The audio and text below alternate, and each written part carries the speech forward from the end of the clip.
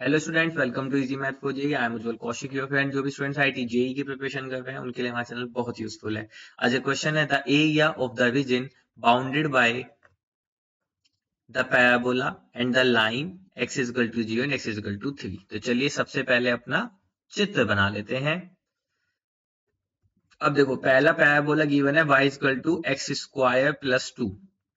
तो हम y equal to x square का ग्राफ जानते हैं। प्लस 2 कहने का मतलब वो अपवर्ड शिफ्ट हो जाएगा 2 से। तो ये मान लीजिए, ये जो मेरा ग्राफ है, this is my y is equal to x square plus 2।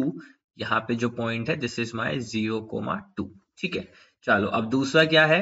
दूसरा है y is equal to x plus 1। अब देखो, इसकी लाइन निकाल लेते हैं। तो जब मैं यहाँ से एक्स वाई देख लेता हूँ, देखो जब x 0 तो y 1, और जब यहाँ पे x जो मेरा -1 तो y 0। तो x -1 कहीं यहाँ पे होगा, और ये होगा -1,0। और दूसरा जो मेरी लाइन है वो है जब x की वैल्यू 0 तो y की वैल्यू 1। तो ये हो गया मेरा पॉइंट 0,1। तो इससे पास होती हुई एक स्ट्रेट लाइन बना देते हैं। तो ये हो गई, मान लीजिए, मेरी straight line y is equal to x plus 1। चलिए, इसके बाद अब तीसरा है हमारा x is equal to 0 and x is equal to 3। तो x इज इक्वल टू 0 तो हमारी y एक्सिस ही हो गई। x इज इक्वल टू 3 है तो उसको बना देते हैं। तो x इज इक्वल टू 3 की लाइन मान लीजिए कहीं यहाँ पे है।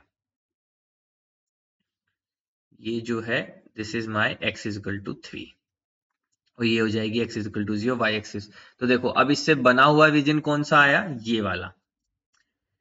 इस लाइन से x इज इक्वल टू 0 से और x इज इक्वल टू 3 तक और y is equal to x plus 1 parabola, इन चारों से जो बाउंडेड रीजन आया वो मेरा ये वाला रीजन आया।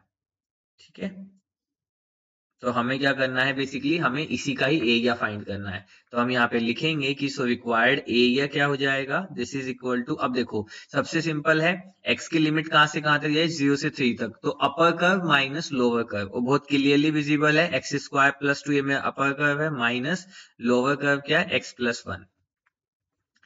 तो हमने ये रख दिया बस। अब हमें इसको इवेल्युएट कर लेना है। तो ये हो गया 0 से 3, तो ये हो गया x square minus x plus 2 minus 1, तो प्लस का 1, और यहाँ पे हो गया dx।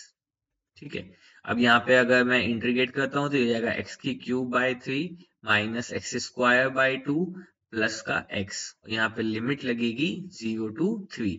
तो अपर लिमिट रखेंगे तो 3 3 9 3 27, 27/3 यानी कि 9 माइनस 9/2 प्लस 3। 0 रखने पे सब 0 हो जाएगा। तो बेसिकली ये आ गया 12 माइनस 9/2। एलसीएम लेंगे तो 24 माइनस 9 यानी कि 15/2। So 15/2, option 1 is our right answer. I hope you are able to understand the video. If you have still doubt, you can ask to me into the comment box. Thank you very much. Please subscribe the channel. Be happy.